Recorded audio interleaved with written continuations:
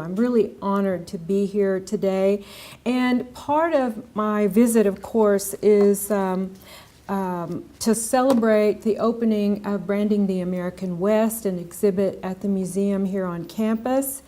And I want to especially thank Marion for inviting me into the collection, Marion Wardell from the university as well, for the great work that she is doing to bring this exhibit together, and the book, Branding the American West, which is just out from the University of Oklahoma. And it is an amazing conversation of scholars working on both the art and film and the literary work of the quote-unquote the American West. A great deal of my research is set in the Southeast, so it may seem kind of strange that I'm also in this book on the West, but American Indians in the Southeast really are emblematic of the colonization that began in the East and that moved westward with the arrivants here.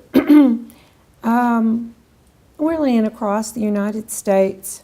So much of my lecture focuses on a storying tool, duration.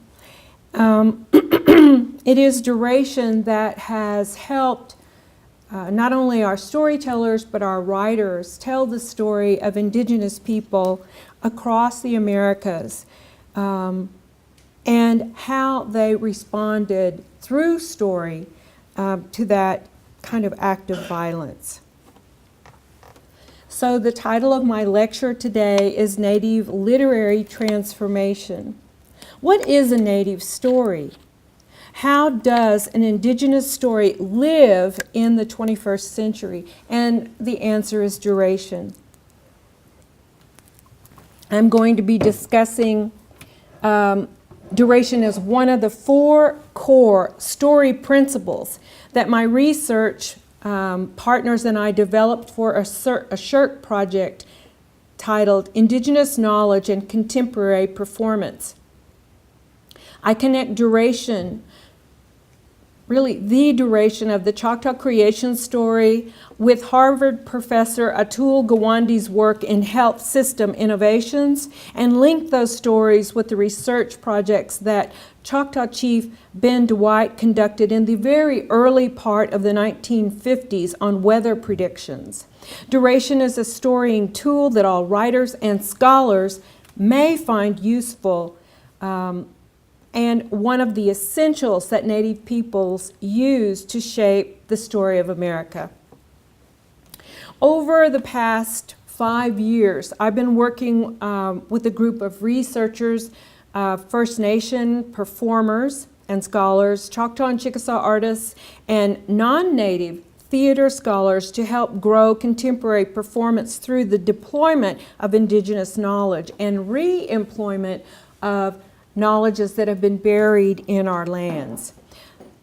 The 4 applied story principles we developed are duration, alignment, convergence, and integration in order to tell the stories on earthwork sites and mounds across Native North America. The vehicle for stories is a new play that we're co-authoring called Sideshow Freaks and Circus Engines. And it has at its core the story of our relatives who joined the circuses and sideshows in the early 1920s who played Indian. The work is still in progress, and I fear it may become my life's work because the circles are ever expanding and contracting, and the duration is unknown. So in the 1850s, Choctaw Chief Peter Pinchlin, Hacho-Technee, Loggerhead Turtle, tells a creation story to Charles Lannon, a traveler who wrote this story down. Our people came from up under the water. And this is how it happened. According to the traditions of the Choctaw, the first of their race came from the bosom of the great, magnificent sea. Even when they first made their appearance upon the earth, they were so numerous as to cover the slope and sandy shore of the ocean, far as the eye could reach, and for a long time did they follow the margin of the sea before they could find a place suited for their wants. For many moons did they travel without fatigue, and all the time were their bodies strengthened by the pleasant breezes, and their hearts, on the other hand, gladdened by the luxuriance of the perpetual summer. It was now early morning, and the hour appointed for starting. Heavy clouds and mists rested upon the sea, but the beautiful waves melted upon the shore as joyfully as before. The staff which Hopiah, our prophet, had planted was found leaning towards the north, and in that direction did the multitude take up in their line of march. Their journey lay across the streams, over hills and mountains, through tangled forest, and over immense prairies. That's some pretty flowery language, I know. Why these younger wandering tourists such as LeAnne or travelers of the 19th century make our Choctaw statesmen sound like failed romantic poets, I can't say. But could LeAnne have misunderstood Pinchland and written down nonsense? How to know unless we begin to pull apart our creation stories and find alignment and agreement and test it with what we know of our people's past and Peter Pinchland's past? What could Hacho Tuchney have meant when he said that Choctaw people migrated up from under the water? Was he implying that we drowned and were reborn on the shoreline of the southeast? We Choctaws do have another creation story about being crayfish people and coming up through the mud of the Naniwaya, our mother mound, to become, quote unquote, the people. But Pinchland's story is intriguing on many levels because he belonged to the Choctaw Ixta called Two Lakes Clan, a people between the waters. Pinchland was born on January 30th, 1806 in Nuxabee County, Mississippi, and was well educated. He was indeed a man of letters. He became principal chief of the Choctaw Nation from 1864 to 1866. His boyhood friend and mentor, Choctaw James McDonald, became the first Indian lawyer in the United States in 1824 and worked in Washington. According to historian Fred Hoxie, McDonald was one of the early great Indian strategists. Quote, "The Choctaw realized they no longer needed a charismatic chief, they needed a lawyer." McDonald also advised and helped Pinchland to grow into the role of chief. And so in that way, they're kind of twinned in their experiences. After Pinchland was succeeded as chief, he continued to serve our people. He returned to Washington as the Choctaw delegate, where he continued working on Choctaw land claims in Mississippi, many of which were sold or traded in the 1830 treaty negotiations under pressure by the United States government.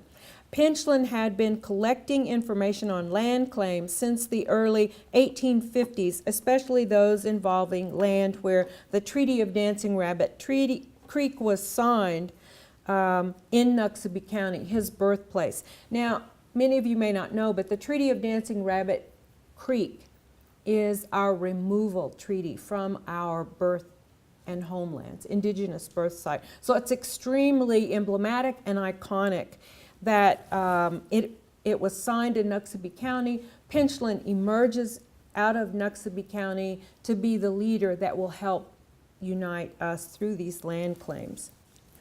When I was researching Shell Shaker in the early 90s, I spent a fair amount of time in Mississippi talking to citizens of the Mississippi Band of Choctaw Indians who told me that the land in Noxubee County was sacred and prophesied to be the site we would return to unite our hearts, the separation that we experience today. Noxubee is the site where Choctaws would reunite the two halves of our heart, and it is a site of return, a convergence, another of our story principles. It follows that Pinchlan may have been given the title Hacho-Tuchni, that he would embody. This is very important for Native storytelling, is to embody. He would embody the loggerhead turtle, an animal that returns seasonably to its birth site or nesting site at the edge of the sea. Although loggerhead sea turtles,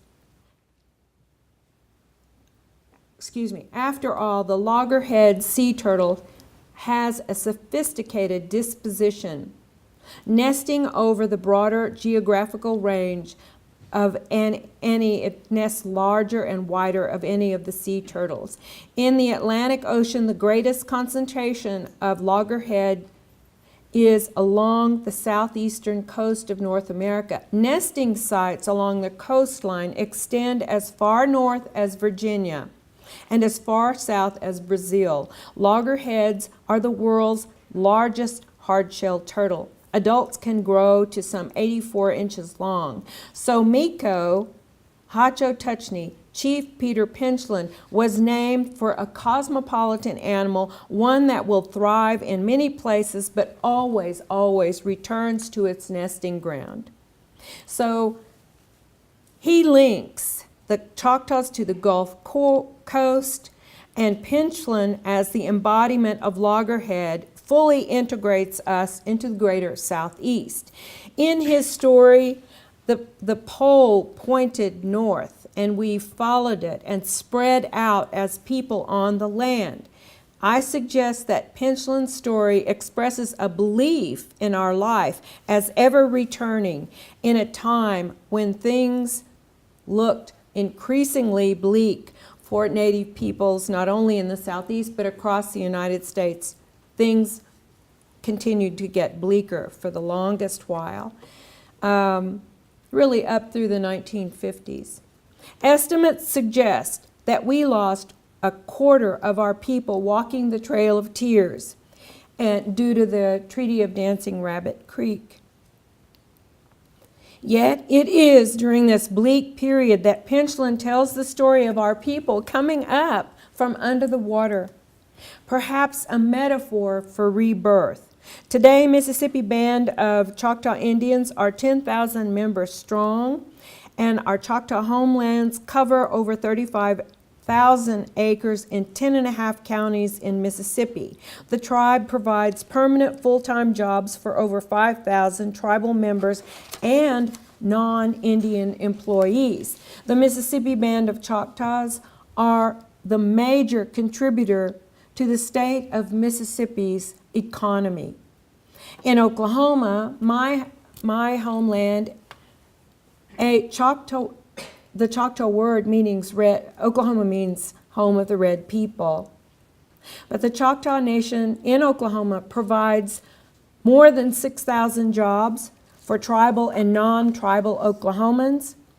As of 2014, there are approximately 240,000 enrolled members of the Choctaw Nation. Indeed, we are the fourth largest tribe in the United States.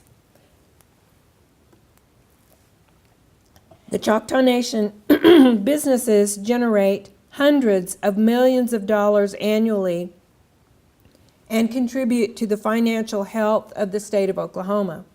In fact, we've been asked several times to bail the state of Oklahoma out of its fiscal deficits. And that's no joke. I mean, considering our history, and you come to the very people that you've disenfranchised to bail you out repeatedly,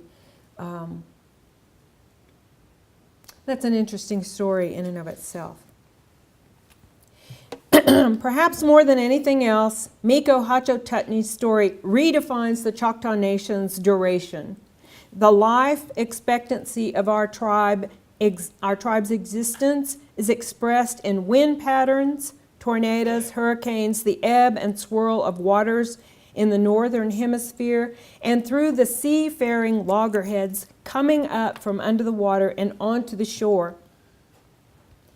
Rather than predictions of our vanishing, which is something that we've talked about often in the exhibit Branding the American West, I contend that Pinchlin's story allows us a glimpse into the lives of our ancestors as they forecast our future as long and wide and ever returning.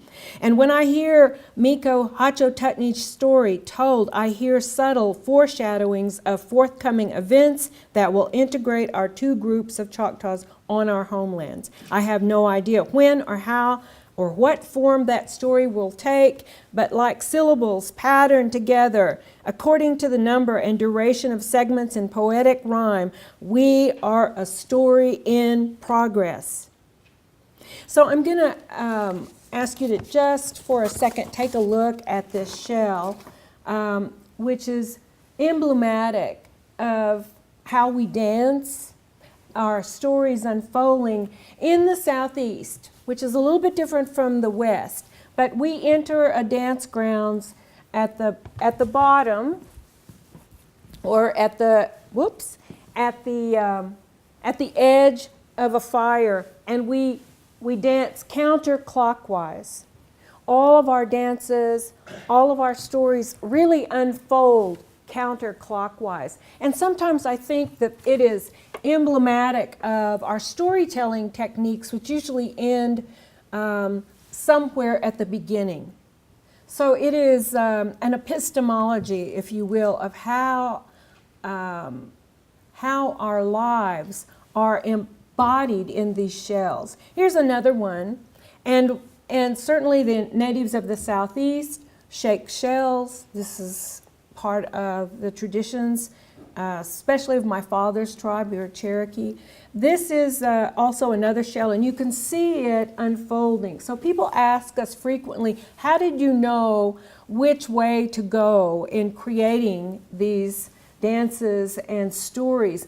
And it's contained in the wind patterns. Also in Native North America, tornado winds, hurricane winds are always counterclockwise. The eddies and streams, the way the water flows is counterclockwise in this hemisphere.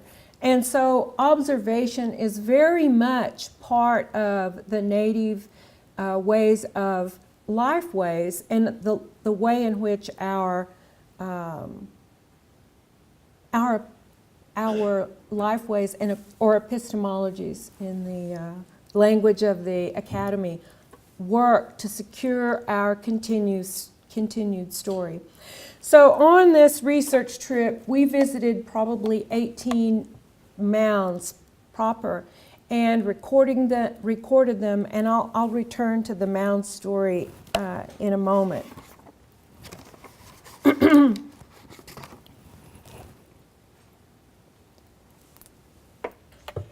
So this is how duration happens. In his best-selling book, The Checklist Manifesto, 2010, Atul Gawande, professor at Harvard Medical School and the Harvard School of Public Health, tells a story of a 3-year-old girl who drowns in a lake in Austria. Quote, she was on an outing with her parents. It was wintertime, he said, and the lake where they went walking was frozen over. Her parents turned away to look at something for just a moment, and suddenly their daughter fell through the ice into a fish pond. They frantically jumped in after her, but could not find her. They called for help, something like the 911 we have nationwide, and continued diving down into the water. After some 30 minutes, the father felt a leg under the water and pulled her up on shore. Gawande also tells us that following instructions from an emergency response team reached on their cell phone, they began cardiopulmonary resuscitation. Rescue personnel arrived 8 minutes later and took the first recordings of the girl's condition. She was unresponsive. She had no blood pressure or sign of breathing. Her body temperature was 66 degrees. Her pupils were dilated and unreactive to life, indicating cessation of her brain function. In other words, she was dead. But the emergency technicians continued CPR anyway. A helicopter took her to the nearest hospital, where she was wheeled directly into an operating room. A member of the emergency crew straddled her on the gurney and continued pumping her chest. A surgical team got her onto a heart-lung bypass machine as rapidly as they could. The surgeon had to cut down through the skin of the child's right groin, and sew one of the disc-sized machine silicone rubber tubes into her femoral vein to take the blood out of her, and then another into her femoral artery to send the blood back through. Dr. Gawande explained that they had to warm the child's blood very, very slowly, or her arteries would explode. 1 hour, 30 minutes later, she was still lifeless, gone, dead. By the second hour mark, says Gawande, her body temperature had risen almost 10 degrees and her heart began to beat. It was the first organ to come back. After 6 more hours, the girl's core temperature reached 98.6 degrees, normal, he says. The team tried to shift her from a bypass machine to a mechanical ventilator, but the pond water and debris had damaged her lungs so severely for oxygen to be able to be pumped through the breathing tube to reach her blood. So they had to switch her instead to an artificial lung system. To do this, the surgeons had to open up her chest down the middle with a power saw and sew the lines to and from the portable unit. Her body was open and covered with a plastic sheet. The team moved her into intensive care and had to suction the water and debris from her lungs. Over the next 2 days, all her organs came back except her brain. A CAT scan showed that she had global brain swelling, but no actual dead zones. So they drilled a hole in the girl's skull to monitor the pressure and keep the pressure tightly controlled through constant adjustments in the fluids and medications. For 1 more week, she lay comatose. Then slowly, she came back from the dead. A body that had been reduced to fixed pupils, no pulse, no breathing, and no signs of life. Doctors and surgeons brought her back to life, 1 organ at a time. First her heart, then her kidneys, lungs, and finally her brain. I'm interested in this story because it shows that death is not fixed. If the doctors had given up, lost heart, lost their will to power, so to speak, the little girl would have been buried. In 2 weeks' time, she was sent home and began therapy on her right leg and right arm that were partially paralyzed. Her speech was also thick and slurry, but Gawande explains that she went through extensive outpatient therapy. By age 5, she had recovered her faculties completely, and the neurological examinations of her brain were normal. Quote, "She was like any other normal little girl at her age," he said, end quote. Gawande goes on to caution that for every one of such cases as the Austrian girls, there are, quote, "scores of others that don't make it, and not because their bodies are too far gone," Machines break down. A team can't get moving fast enough. Someone fails to wash their hands. Nevertheless, the Austrian girl's remarkable story shows that even with all the technology and medical advantages of the 21st century, we still do not understand the duration of life. When someone slips under the water and drowns and then returns to life. So how does a medical story told by Harvard surgeon Atul Gawande about a little girl in Austria who comes back to life through the help of modern medicine, how does that connect to a Choctaw creation story about loggerhead turtles coming up out of the bosom of the sea? In my read of the story, I believe it's an expressive story of the sacred or the marvelous. Life continues. Choctaws and other southeastern tribes can be counted on as dead, and yet we return to life. Gawande's story also reminds me of the complex ways in which Choctaws observe the hereafter. In fact, in the early accounts written by French, there are several reports of the marvelous. In the Journal of Regis du Roulet, the French officer who in 1729 made the first official exploration of the Choctaw country for Jean-Baptiste Bienville, the governor of French Louisiana from 1701 to 1743, parts of that. Deroux writes of the charlatan Indians that speak with the dead. In one account, a Choctaw elder goes and smokes a long calumet with a long dead ancestor, asking him about advice whether to support the French against the Chickasaws in English. The advice was to wait and see. I love that. Let's wait and see. Roulet was told by the group of Choctaws he was standing with that the Choctaw elder's prediction that came from the ancestor were generally accurate. I bring up the dead because the Choctaws were best known throughout historical times as bone pickers. After observing a certain period of time on a scaffold, the body was disinterred and the bones cleaned and put in a bone house. Or in an earlier time, they were put in mounds. Were they kept in a safe place because the bones were related to the spirit, as perfume is to a rose? Did Choctaws believe that they could be in touch with their ancestors who would continue to offer advice on the future? And I think that's possibly true.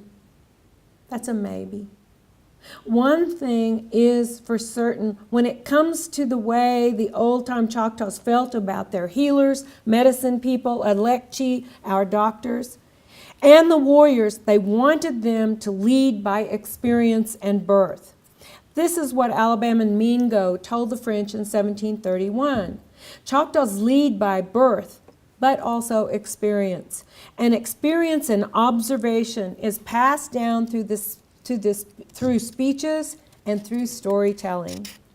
Patricia Galloway, associate professor at the School of Information at the University of Texas, has said of Alabama Mingo in her book, Practicing Ethnography, quote, "It is obvious that when Alabama Mingo spoke, he always included the historical elements in his speeches. In fact, this was doubtless a significant part of the Choctaw rhetoric and a fundamental element in oral preservation of historical memory. With increasing age, however, the importance of historical precedent to the argument in Alabama's Mingo's speeches increased." In other words, he continued to focus on the history of our people to influence the future. Again, this is not surprising, says Galloway, if we consider that one of the roles of an elder was to provide the wisdom of long temporal perspective, end quote. So duration. Choctaws were to be experienced by recounting their observation on diplomacy, warfare, doctoring, practicing medicine, and observing phenomena. like the weather, like the wind patterns, like the water patterns, that we certainly have been influenced, and add that to our story of our past generations by speaking to the dead about the future. So this is what happened.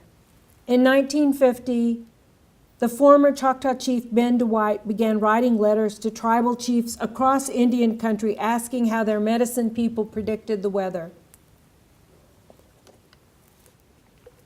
He was writing on behalf of U.S. Senator Robert S. Kerr from Ada, Oklahoma, which is my hometown, in order to, quote, make some determination with regard to whether or not we are going to have early winter this year, end quote. Can you imagine any U.S. Senator today writing and asking American Indians for advice on anything? I can't. Anyway, Chief Ben Dwight, he was born near Mayhew, Indian Territory, November 21st, 1890. He was the son of Simon Timmy Dwight, a Choctaw, and Mary Jane Hunter. Ben's father was supervisor of the public instruction for Choctaws, instilled in his son the need for an education. Ben Dwight had the best Western education of any of the chiefs before or after him. He attended Jones Academy, Armstrong Academy, Caddo Public Schools, and graduated with honors from Henry Grove Texas High School in 1908. He received a Bachelor of Arts from Columbia University in 1913. His postgraduate work completed at the University of Michigan and the University of Oklahoma. He continued his education at Stanford University, earning a law degree from Stanford. Ben Dwight was the first Choctaw chief to be appointed by the President of the United States and elected by the Choctaw tribe. During his tenure, he represented the tribe, just like Peter Pinchlan before him and James McDonald, in Washington, D.C., and they were there on many occasions. Like Pinchlan, like McDonald, a century before him, Dwight's two main concerns were to protect the property rights of the Choctaw Nation and to ensure that the federal Indian policies would alleviate the social welfare problem of the Choctaws. After his term as chief was over, Dwight became an attorney for the Choctaw Nation. In 1942, he was selected to be the administrative assistant to Governor Robert S. Kerr, and when Kerr was elected to the Senate, Chief Dwight went with him to D.C. Again, and this is what I find most important about story and our durational tool. Peter Pinchlan, Dwight remained in Washington, D.C., and it's clear from both men's work that our chiefs kept trying to work with Washington, D.C., and they kept our enemies very close. In 1950, Dwight's letters asking other tribal nations about how they predicted the weather was on behalf of Senator Kerr. The questions they ask presume that tribes had indigenous knowledge and managed their affairs by recounting observation made over long periods of time, perhaps eons. Ben Dwight writes that he and Kerr had a high regard for Indian ways of determining such things as the weather because they are practiced and have always been able to make accurate predictions, end quote. Raleigh Kennard, principal chief of the Creek Nation of Oklahoma, writes back in 1951 that due to the preponderance of spider webs in the air and in the trees and in the knees of the corn shuck, information he obtained from tribal people versed in the weather, it could be noted that a cold, hard winter was coming that year. Letters from other tribal communities indicated that it would be a hard winter as well. The Chippewa tribe in Cass Lake, Minnesota said that If the muskrat or beaver built an unusually high and large house, the winter would be severe. The Pima Maricopa Council in Scottsdale, Arizona, reported that a wandering Gila monster was found in town, a sign that a long and very cold winter was coming. Navajo Tribal Council in Windrock reported back that in 1951, many signs included the gathering behavior of such small animals and the color of their fur. Insect behavior, the disappearance of bees, something we are all concerned with today, rabbits, birds, eagles, are all signs that they use to determine the weather. Observation. One of the old-timers of the Potawatomi said he could no longer tell or give good weather predictions since the atomic tests. I believe, he said, that the chemicals have interfered with the air and the clouds I used to see are no longer in the skies, and you can't give good predictions. I'm just about finished here. Randy Peplar, Oklahoma Geography, explains in his dissertation that Kerr also had a strong interest in agriculture in the 1950s, and throughout his senatorial career, he had special interests that led him to seek winter predictions from Indian tribes. Having Dwight, a representative of a former representative of the Choctaw Nation, vouchsafed for Kerr, and was really a smart way of obtaining advice. Kerr was also interested in harnessing the weather and rainfall as a strategy for protecting Oklahoma farmers and ranchers. He and Dwight's reports become an example of indigenous practice and the practice of indigeneity, meaning that they used indigenous knowledge to support what they were doing in Congress. They hoped to rely on indigenous people to help present-day farmers and ranchers in the 1950s and alleviate problems of drought. I have a great deal more to say about durational stories in this essay I'm working on that relates to everything from mound research, and everybody I think here knows the earthworks throughout Native North America, but I'd be happy to talk about them. But this mound research, the weather predictions, all of this information is folded into a play that Monique Mojica and I are writing. It's called Sideshow Freaks and Circus Engines. The stories we're telling today, at least as far as I know, express our 4 story principles that we've worked on over these past 4 years. And I'm beginning to process my creative and scholarly works through this methodology. Again, duration, observance, alignment, and convergence, and integration, which is the end result of a story well told. I'll conclude with a clip that we obtained in Ohio, and it's just a very short clip, a piece of evidence, for lack of a better word, that we took while we were researching a very new mound complex that we found. We didn't find it. Ohio researchers found it, and Marty Chatsmith, Comanche, who's in charge of the Newark earthworks, Professor Chad Allen is there. And Monique and I are working on this mound that had almost been ground down to next to nothing. But while there, we were able to hear a song in a female voice, and this is a piece of that recording. In other words, our ancestors, the ancestors that are associated with various mounds, are still speaking. So let me see if I can put this up.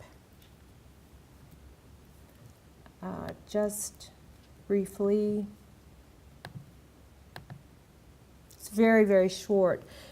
But we're standing next to the mound. We're standing on the south side, and she and I, Monique and I, and Marty and Chad had been walking around this mound. And suddenly, as we came back to the south, this is kind of what happens. This is a very piece of it. We captured what we think is a song.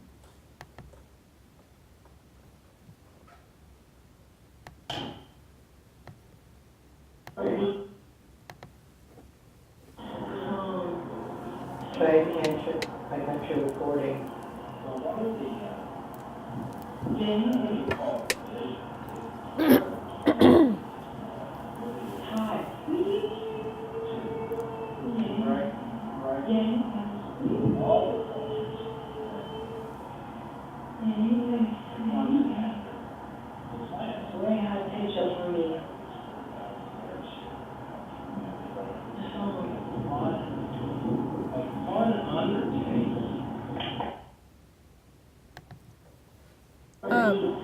Whoops. Okay. I'm going to try to get this off.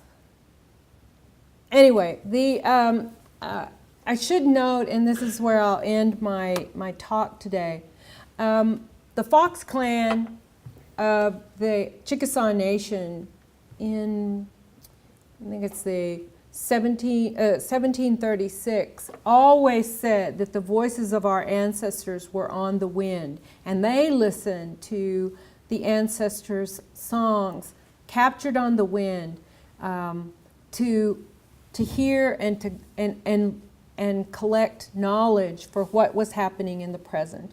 And in some ways, I learned that business about the Fox Clan, back in the 90s.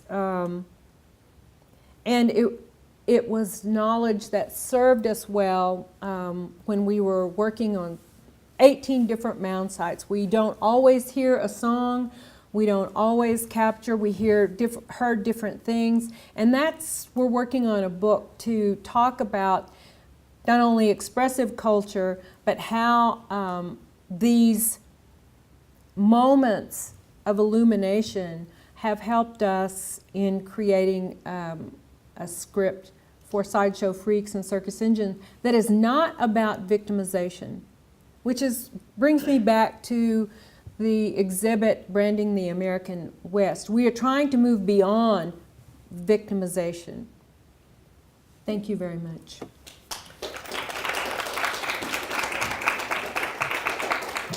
And I'm happy to answer any questions that you might have in the last couple of minutes.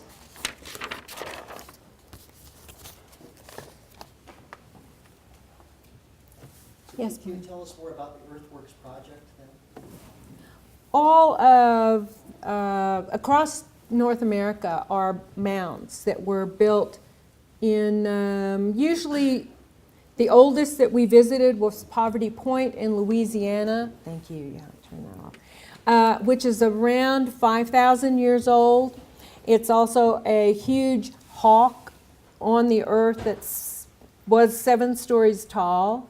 The interesting thing about the site, and I've written a lot about this in Talking on Other Realities, it was built in 3 months. That site was mapped out and built in 3 months. And why? It's a huge bird.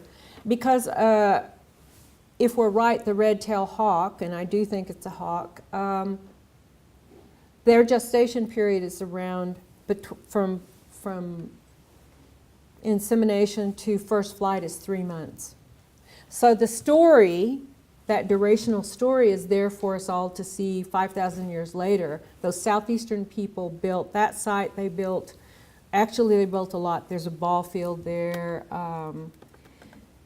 A lot's going on at the site. But the mound's expression, if you will, is still speaking to us after 5,000 years about what our people accomplished in 3 months' time. It spreads out over 2.5 football fields. They moved a lot of earth. The mounds, the bird was facing west, its head, until looters tore it apart. but it's still about 7 stories tall. The interesting thing is that research previous to later kinds of research thought that these mounds were built over donkeys' ages. In fact, they were not. So, in other words, seasonally, this site is in a place of return that was never occupied. It's a huge site. It was never occupied except seasonally and probably when the fires are extinguished. There's a calendar site built out of what would have been poles that the sun hit it at a certain time. People returned to that site. It was plentiful in food. That's our oldest site that we visited. We've been up into Canada and looking at Canadian mounds, the Serpent Mound in Petersboro, across the native southeast and up into Virginia and over as far west into Oklahoma. And so they were built usually between 5,000 years ago and 2,500. So the Choctaw's Mother Mound in Mississippi, Naniwaya, is about 2,500 years old. And it is the place that we came up through and merged with other Choctaws coming out of the bosom of the sea. So we have really 4 creation stories around the duration of culminating, I think, around 2,500 years ago. That's my estimate. The people just say, well, these are our stories. Here it is. So our SSHRC grant, which is the Canadian Social Science Research Collaborative, that's not right. The SSHRC is a grant that we received to conduct research in a big team. There was about 14 of us to really focus on the mounds and what that story, how that story of duration affects us today. And for the Choctaws and other, it means that we are life everlasting. That's the best way to kind of express that. And we've written on the land for thousands of years. And so that's our story. We're sticking to it. Other questions? Thoughts you have? Thank you, Brendan. About, more recent removals and geographic displacements, and how does that impact this duration aspect of Choctaw or other Indigenous stories? Thank you. Both of those are great questions. Our story is a story of removal in the 19th and 20th, and it was very, very, very, very difficult to survive. Most of our elders, our story, the embodiment of story, died walking west. So we are fortunate that not everyone did, but we have those stories, and the stories that we hold as tribal people are the stories before removal. And what our people, I think, and Hacho Tuchny, Peter Pinchlin's story is about returning and rebirth. And how does that story of duration sustain us as people is that we know from that story, from the expression of the loggerhead turtle, that we are life everlasting, we are going to continue, and we will return home to our birth site and our nesting site. And that's just exactly what we've done. And it has taken a lot to do that. In the 1980s, my mothers and aunts and uncles began to return to Naniwaya. And our tribe at that time provided buses for our elders to be able to return home and really express what that was to their generation of people. So that has continued. So I grew up with both stories of removal, a lot of stories about the dead, and the stories of, well, we are everlasting people. And that comes both from my father's tribe, the Cherokee, who I was adopted into, but also my mother's tribe. So I carry that as other people and other cultures do. I mean, I think that with the knowledge that we are life everlasting. And as such, people who are builders, our mounds, for instance, we built.